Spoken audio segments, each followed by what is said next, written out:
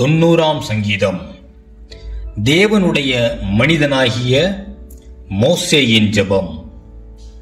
ஆண்டவரே, தேவரீர் தலைமுறை தலைமுறையாக எங்களுக்கு அடைக்கலமானவர்.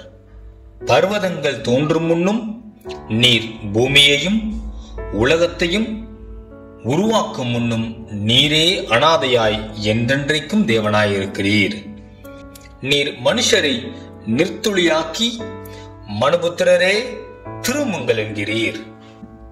உமது பார்வைக்கு 1000 வருஷம் நேற்று கழிந்த நாள் போலவும் ராச்சாமம் போலவும் இருக்கிறது.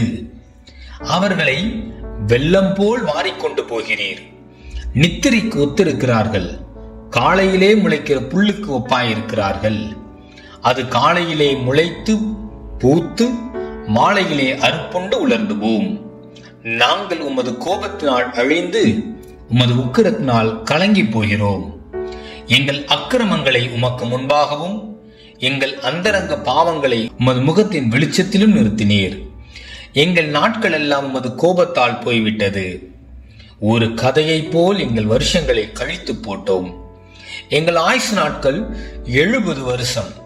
வெள்ளத்தின் மிகுதியால் 80 வருஷமாயிருந்தாலும் அதன் மேன்மையானது வருத்தமும் சஞ்சலமுமே. அது சீக்கிரமாய் கடந்து போகிறது, நாங்களும் பறந்து போகிறோம். உமது கோபத்தின் வல்லமையையும் உமக்கு பயப்படத்தக்க விதமாய் உமது உக்கிரத்தையும் அறிந்து கொள்ளுகிறவன் யார்? நாங்கள் ஞான இருதயம் உள்ளவர்களாகும்படி எங்கள் நாட்களை என்னும் அறிவை எங்களுக்கு போதித்தருளும்.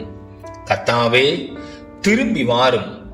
எதுவரைக்கும் கோபமாயிருப்பீர்? உமது அடியாருக்காக பரிதபியும்.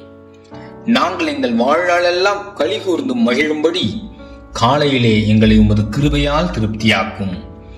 தேவரீர் எங்களை சிறுமைப்படுத்தின நாட்களுக்கும் நாங்கள் துன்பத்தை கண்ட வருஷங்களுக்கும் சரியாய் எங்களை மகிழ்ச்சியாக்கும். உமது கிரியை உமது ஊழியக்காரருக்கும் உமது மகிமை அவர்கள் பிள்ளைகளுக்கும் விளங்குவதாக. எங்கள் தேவனாகிய ஆண்டவரின் பிரியம் எங்கள் மேல் இருப்பதாக. எங்கள் கைகளின் கிரியையை எங்களிடத்தில் உறுதிப்படுத்தும். ஆம், எங்கள் கைகளின் கிரியையை எங்களிடத்தில் உறுதிப்படுத்தி அருளும்.